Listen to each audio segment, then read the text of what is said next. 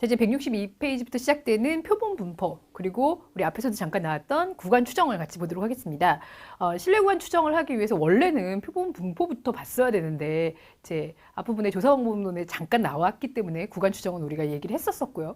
자, 일단 표본 분포를 보죠. 표본 분포는 정의가 굉장히 중요하고 또 이해하기가 쉽지 않아서 일단 표본 분포를 잘 이해하셔야지만 뒤에 실내 구간 추정과 가설 검정 등등을 이해하는데 어려움이 없습니다. 자, 표본 분포라는 것은 이제 우리가 앞에서 얘기한 모집단 하나에 부분집합으로 표본 하나를 뽑는 것을 생각하는 게 아니라 모든 가능한 표본을 다 뽑았다고 생각을 하는 거예요. 자, 표본을 이렇게 뽑으면, 물론 크기는 같은 크기의 표본을 뽑습니다. 이렇게 뽑으면 그때 뽑았을 때 표본 평균, 뭐 표본 분산 등등이, 그리고 두 번째 표본을 다르게 뽑으면은 표본 평균, 표본 분산 값이 달라지겠죠. 물론 우연히 일치할 수는 있지만 기본적으로 표본의 구성이 다르면 당연히 이 표본 통계량 값들도 달라질 거예요. 자, 그렇다면 이제 더 이상 우리는 표본 하나에 관심 있는 게 아니라 모든 가능한 표본을 다 뽑았다고 가정했을 때 그 표본 통계량들이 이루는 분포에 관심을 갖게 될 겁니다. 162페이지에 그림에서도 대략 보듯이 모든 가능한 표본을 다 뽑습니다. 조건은 동일한 모집단에서 동일한 크기의 모든 가능한 표본을 다 뽑았다라고 생각을 합니다. 물론 그때 표본을 뽑을 때는 단순 확률 표본으로 뽑아줘야지 되겠죠? 자, 그렇게 했을 때 표본 평균의 기대값과 분산을 보는데요. 자, 결국 표본 평균들만 모아서 첫 번째 표본의 평균, 두 번째 표본의 평균, 이것들만 모아서 그들이 이루는 분포를 다시 한번 보자. 그게 표본 분포입니다. 즉, 표본 분포는 표본 통계량의 분포라고 생각하면 제일 쉽습니다. 표본 통계량들이 이루는 분포. 그렇다면 표본 분포는 대표적으로 뭐가 있을까요? 우리가 앞에서 제일 많이 나왔던 표본 평균의 분포가 있을 것이고, 그 다음에 표본 비율의 분포가 있을 것입니다. 그리고 표본 분산의 분포가 있습니다.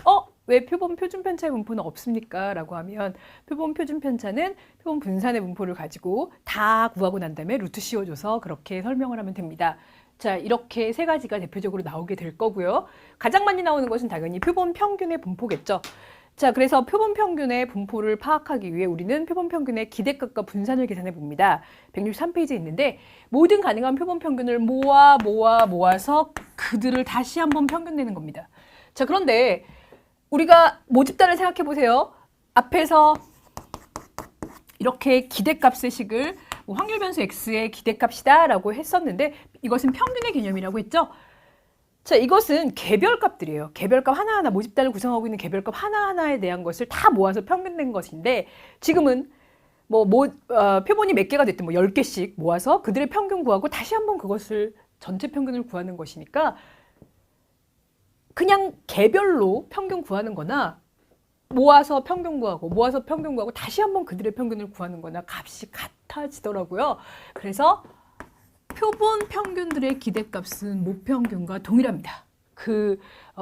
증명이라고 하는 것이 163페이지에 있는데 증명까지는 모르셔도 되고요. 쉽게 생각하세요.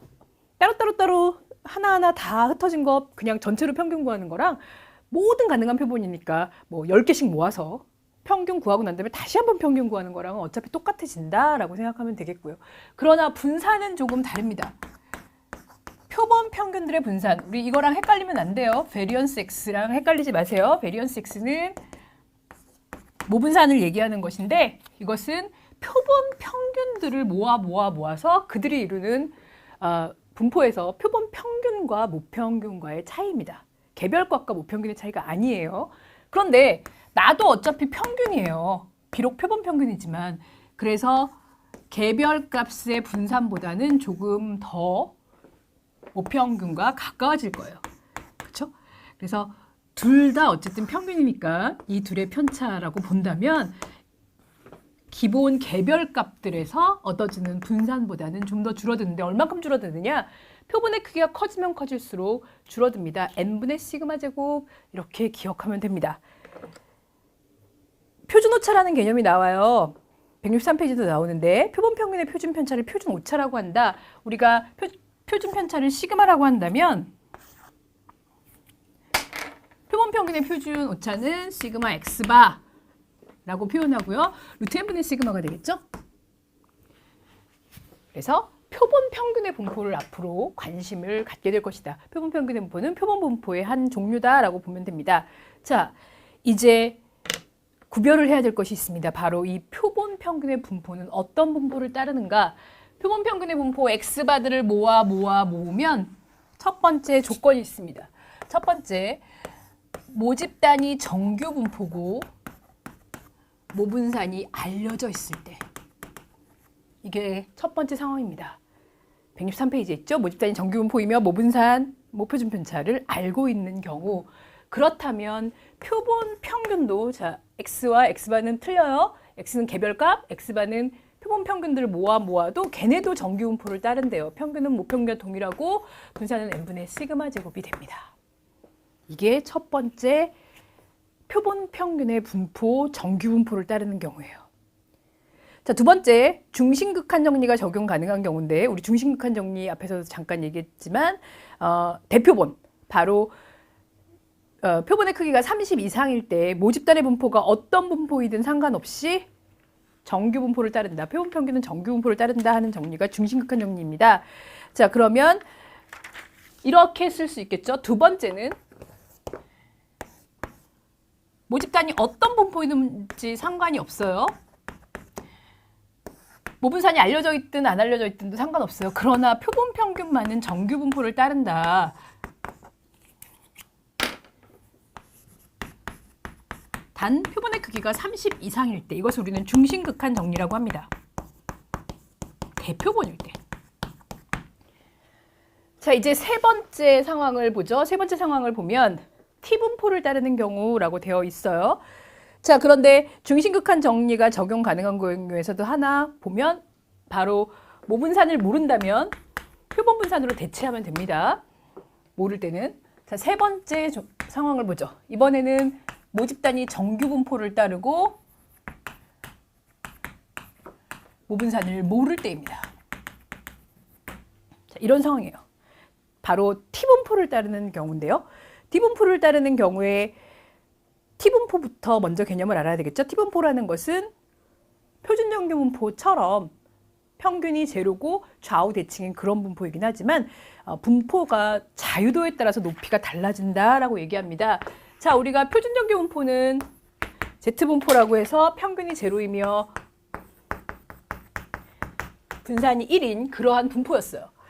그런데 T분포도 마찬가지로 평균이 제로고 좌우 대칭인 분포인데 꼬리가 더 두껍고 높이가 낮은 이러한 분포가 T분포예요. 자, T분포는 자유도에 따라서 분포의 높이가 달라진다라고 했는데 자유도라는 것은 무엇인가?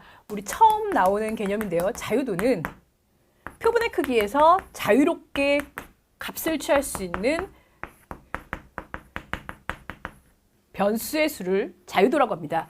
보통 일반적으로 표본의 크기에서 추정되는 모수의 개수를 뺍니다. 그렇다면 지금 단일 모집단의 표본 평균을 분포를 설명할 때는 표본의 크기 n에서 1을 빼주면 그것이 자유도라고 보면 됩니다. 사실 자유도라는 거는 뭐 간단하게 설명을 하자면 표본 평균이 10이에요. n이 5인 경우를 생각해 봅시다. 자, 이 5개의 우리가 표본을 뽑았어요. 얘는 8, 얘는 9, 얘는 뭐 11, 얘는 10 이렇게 됐다고 합시다. 자유롭게 제가 값을 취했단 말이죠. 그런데 5개를 뽑았지만 알고 보면 이 중에서 4개까지만 알려지면 모집단이 어떤 상황인지 모르기 때문에 표본 평균이 10이다 라고 한다면 이 값은 12 이외에 다른 값을 가질 수가 없어요. 그렇죠? 이와 같이 자유도라는 것은 5개를 내가 비록 뽑았지만 그 중에서 실제로 자유롭게 값을 가졌던 것은 총 4개밖에 없다. 그래서 n-1, 4가 자유도가 됩니다. 자, 그러면 자유도는 반드시 n-1인가요? 그렇진 않습니다. 뒤에 가면 자유도가 n에서 표본의 크기에서 추정되는 모수의 개수를 빼는 것이라고 알 수 있을 거고요. 자, 그렇게 되면 일반적으로 자유도를 얘기할 때 이제 표본 분포에서 나오게 되는 분포에서 표준정규 분포를 제외한 T분포, 카이제곱 분포, F분포 이렇게 소개될 텐데 그들은 모두 자유도를 갖게 됩니다.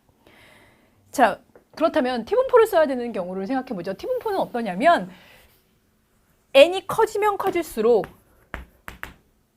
T분포는 Z분포에 가까워집니다. 그래서 우리가 n이 30 이상일 때는 모분산을 모르더라도 그냥 근사적으로 표준정규 분포로 표본 평균의 분포를 설명할 수가 있어요.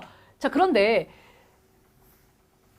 이 상황은 두 가지를 보면 결국 모르고 표본이 작을 때 T분포를 쓰게 되는 거고요. 이러한 상황이 가장 지금 정보가 적은 경우거든요. 표본도 작고 모분산도 안 알려져 있을 때, 이때는 반드시 T분포를 쓰게 됩니다. 자, 그렇다면 T분포는 어떻게 신뢰 구간을 추정하는가? 표본 평균에서 플러스 마이너스 Z값 대신 T값의 신뢰 계수가 들어가고요. 자유도 n-1에 물론 그때그때 찾아줘야 돼요. T값은 못 외워요. 그리고 표준 오차 루트 n분의 S가 들어가면 됩니다. 원래 표준 오차는 여기서 표본 평균을 얘기할 때 표본 평균 플러스 마이너스 Z값 그다음에 루트 n분의 시그마 이렇게 들어가죠.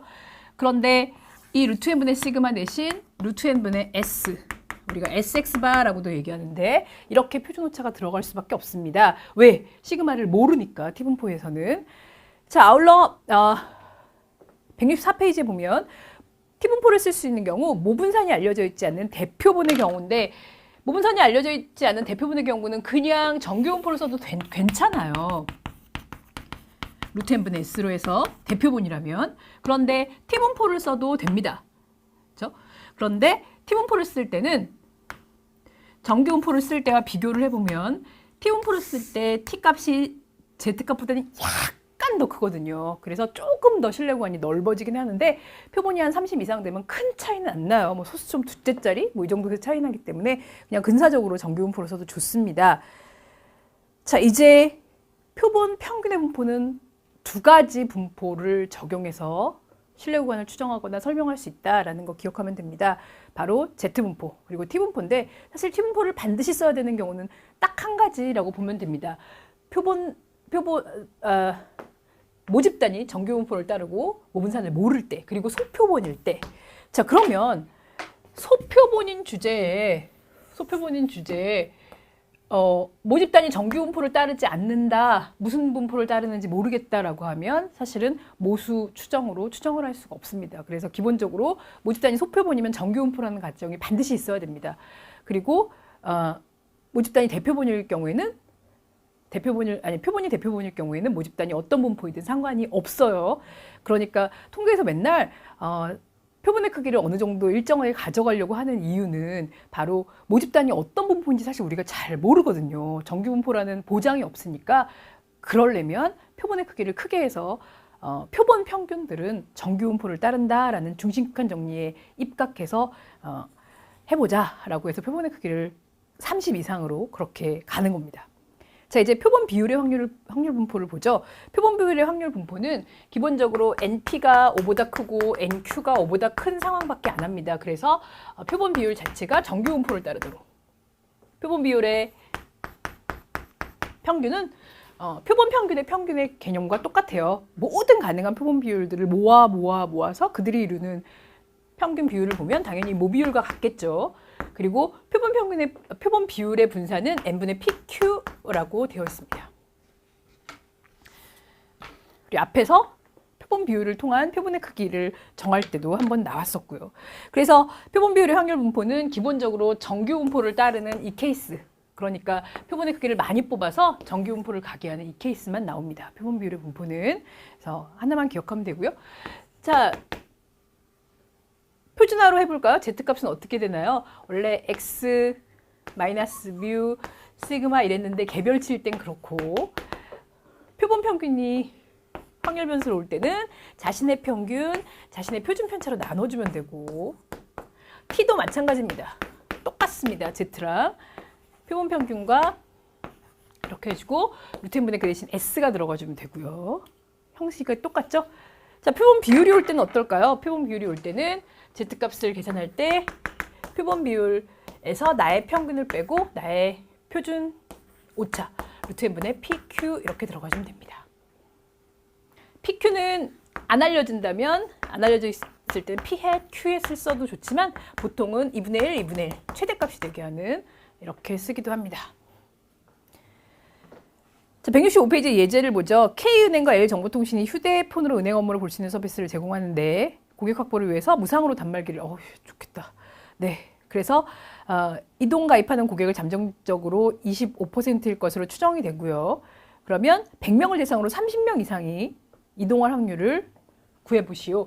즉 표본 비율이 모비율은 25%로 알려져 있지만 표본 비율이 30% 맞나? 100명 중에 30명 이상이니까 이럴 확률을 구해라. 그러면 표본 비율을 0.3보다 클 확률이니까 표준화를 하죠. Z는 누구보다 크란 말이냐. 표본 비율 자신의 평균 0.25, 그 다음에 루트 100명 중에 0.25, 0.7 이렇게 해서 계산을 하면 됩니다. 그러면 Z값이 1.09 이상, 그래서 약 13% 정도가 이동을 한다라고 되어 있습니다. 자, 이제 표본 분산의 확률 분포를 가죠. 사실 평균과 비율은 좀 유사한 개념입니다. 왜? 둘 다 비율도 어쨌든 평균의 개념이거든요. 다만 평균은 그냥 수치로 나타나는 거고 비율은 어떤 집단에 뭐 100명 중에 몇 명이다. 어쨌든 그것도 약간 평균의 개념이라고 보면 되는데 분산은 전혀 다르죠. 표본 평균과 표본 비율이 뭔가를 대표하는 수치라면, 그 집단을 대표하는 수치라면 분산은 산포도입니다. 그래서 전혀 다른 분포로 표본 분산의 확률 분포를 설명해야 됩니다. 우리가 그 분포를 카이제곱 분포라고 얘기하는데요. 165페이지에 나오죠.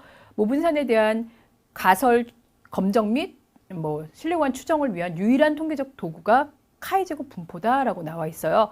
카이제곱 분포는 분산을 설명하는 분포이니까 기본적으로 마이너스가 나오면 안 됩니다. 0보다 큰 모양으로 하고요. 오른쪽 꼬리 분포로 이렇게 되어 있고요. 물론 카이제곱 분포도 자유도가 있습니다.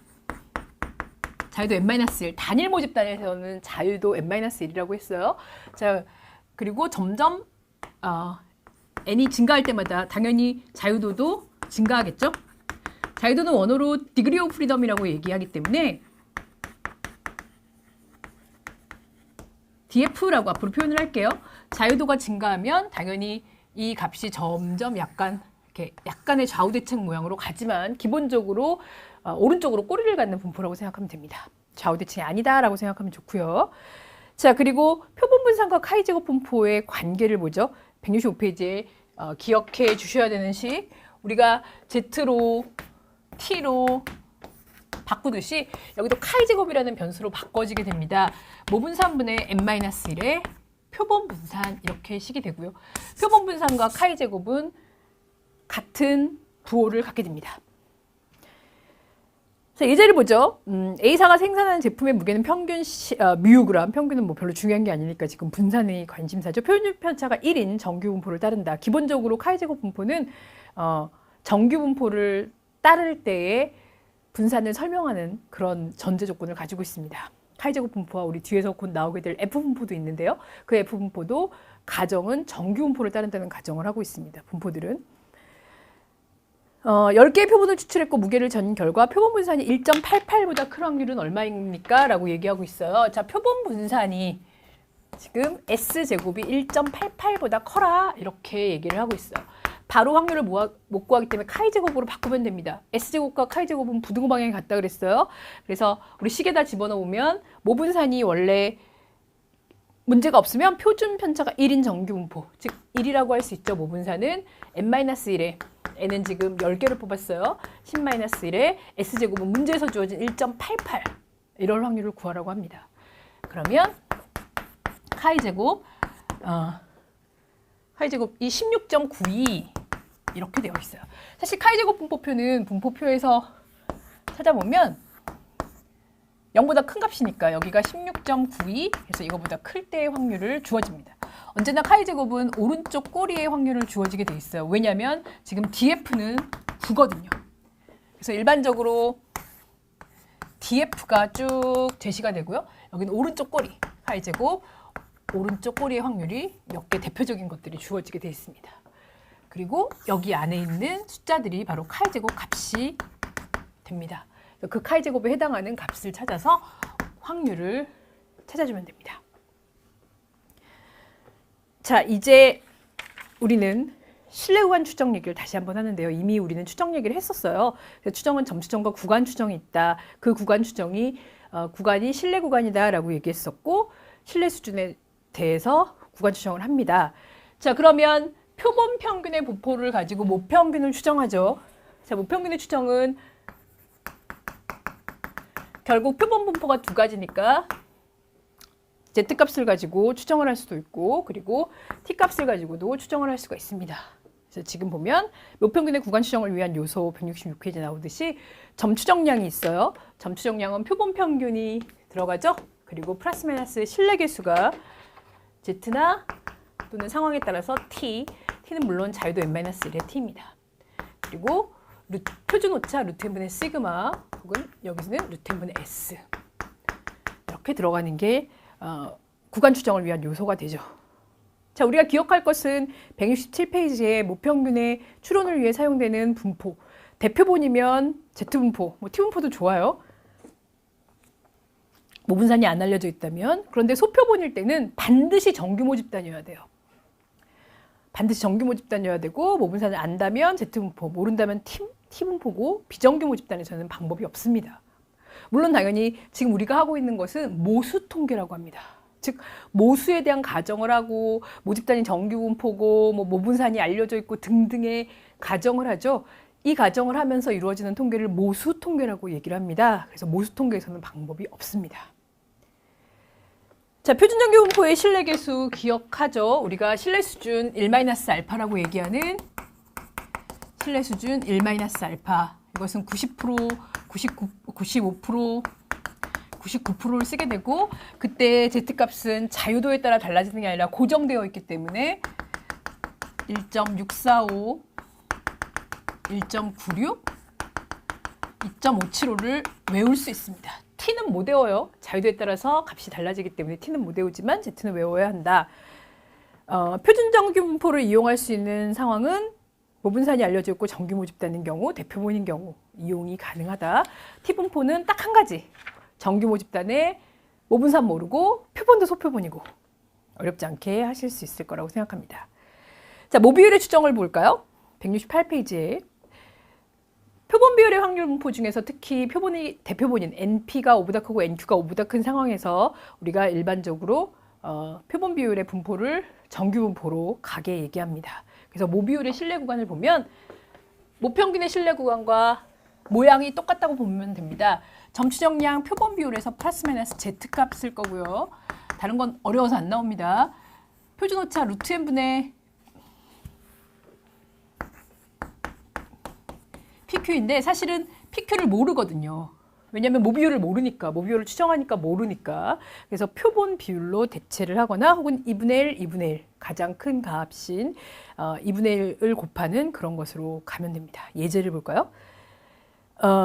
H카드사는 카드 승인 내역을 자동으로 고객 핸드폰에 문자로 전송하는 서비스를 실시하고 있는데 1000명을 대상으로 이 서비스를 지속적으로 받을 것인가 여부를 조사했더니 920명이 받기를 원했대요. 자, 1000명을 대상으로 920명이니까 사실은 표본 비율이 0.92인 거예요. 그쵸? 920명. 네, 0.92가 됐어요. 이것은 실제로 조사에서 나온 거니까 표본 비율입니다. 그래서 이렇게 표본 비율을 가지고 고객 모집단 전체 의견에 대한 90% 신뢰 구간을 구해라. 자, 1-알파가 90%인 그러한 신뢰 구간을 구해라 라고 했어요. 자, 점추정량 0.92 플러스 마이너스 90% 정규분포의 신뢰 개수 1.645 그다음에 루트 n 1000명 조사했으니까 PQ인데 지금 PQ를 모르니까 표본 비율 0.92, 0.08이 들어가면 되겠죠. 물론 조금 신뢰 구간을 더 넓게 추정하기 위해서는 여기를 가장 최대로 하는 0.5, 0.5로 해도 괜찮습니다. 근데 지금처럼 표본 비율이 굉장히 1에 가까운 경우에는 굳이 0.5, 0.5 하지 않고 표본 비율의 값으로 가도 좋을 것 같습니다. 자, 이제 카이제곱 분포를 이용한 모분산을 추정해보죠. 카이제곱 분포는 자유도 n-1의 분포고 역시 마찬가지로 추정할 때는 같은 원리를 가지지만 Z나 T 분포와 다른 게 무엇이냐면 카이제곱 분포는 좌우 대칭이 아니에요. 그래서 그림상으로는 여기가 1-알파고 좌우가 2분의 알파, 2분의 알파 이렇게 되는 그림이 맞습니다. 하지만 실내계수를 두 개를 찾아야 돼요. Z나 T로 할 때는 실내계수를 두 개 찾을 필요가 없었어요. 하나만 찾으면 다른 쪽은 마이너스를 붙이면 되거든요. 그런데 여기는 실내계수를 두 개 찾아야 돼요. 자, 언제나 자유도 n-1에 오른쪽 고리의 확률을 주어지는 카이제곱 실내계수를 찾을 수 있습니다. 분포표에 그렇게 돼 있어요. 세로로 자유도, 가로로 확률, 오른쪽 고리의 확률. 자, 그렇다면 여기는 자유도 n-1에 왼쪽이 2분의 알파의 확률을 가진 거니까 오른쪽은 1-2분의 알파의 확률을 가지면 됩니다. 그렇게 실내계수를 두 개를 찾는다고 생각하면 될 거예요. 당연히 모분산의 실내 구간을 구하면 나중에 루트를 붙여서 목표준 편차의 실내 구간도 구할 수 있습니다. 예제를 볼까요? 169페이지에 제품의 길이가 일관적인지 여부를 하기 위해서 30개의 제품을 추출했대요. 그랬더니 표본 분산이 64가 구해졌대요. 모분산에 대한 95%의 실내 구간을 계산해라 라고 얘기했습니다. 자, 우리가 카이제곱 분포는 이렇게 됐죠. 우리가 원하는 것은 모분산이 어디서부터 어디까지일까? 이 구간을 구하는 것입니다. 그래서 모분산만 남겨놓고 전부 다 이항하면 돼요. 뒤집고 카이제곱 분포 구하고 그랬더니 여기는 카이제곱 실내계수가 각각 분모로 오면 되고요. 좌우에 n-1의 s제곱이 오면 되더래요. 자, 그런데 실내계수가 어떤가요? 이 두 가지가 실내계수가 되는데 당연히 이쪽이 더 작은 애니까 분모는 더 큰 애가 와야 되겠죠? 그래서 n-1에 2분의 알파 값이 오고 두 개의 실내계수 중에 작은 애가 이쪽, 큰 애가 이쪽으로 오면 됩니다. 얘가 더 작은 애거든요. 이렇게 온다고 생각하면 됩니다. 그래서 모분산의 구간 추정을 위해서 n은 지금 30이었고요. 표본 분산은 64를 대입해서 모분산의 구간을 추정한 식을 볼 수 있습니다. 자, 이제 우리는 출제 예상 문제를 봐야 되는데요. 우리가 지금 하고 있는 표본 분포와 추정은 사실은 굉장히 기본이 되는 분포고 바로 뒤에 나오는 가설 검정까지 아주 중요하게 갈 수 있는 부분이기 때문에 표본 분포의 표본 평균, 표본 비율, 표본 분산을 각각 이제 어떤 분포를 적용해서 우리가 이해할 것인가 그리고 풀어나갈 것인가 하는 것이 구간 추정, 방금 구간 추정에서도 적용됐고 그리고 이제 곧 나올 가설 검정에서도 적용이 됩니다. 자, 가설 검정에서도 상황은 똑같은 거예요. 모평균에 대한 가설 검정, 그리고 모비율에 대한 가설 검정, 그리고 모분산에 대한 가설 검정을 할 텐데 전부 다 모평균에 대한 가설 검정은 상황에 따라서 Z 검정이나 T 검정, 그리고 모비율에 대한 거는 Z 검정, 모분산에 대한 거는 카이제곱 검정 이렇게 가면 됩니다. 그리고 우리가 검정에서는 지금 추정보다 조금 한 단계 업그레이드해서 바로 두 모집단에 대한 차이를 검정하는 것도 같이 나올 거예요. 두 모집단의 분산의 차이 검정까지 같이 나와서 표본 분포 중에 소개 안 된 마지막 하나 F 분포까지, F 검정까지 같이 소개가 될 것입니다. 우리 조금 쉬고 예상 문제 간단히 풀어보고 가설 검정으로 들어가 보도록 하겠습니다.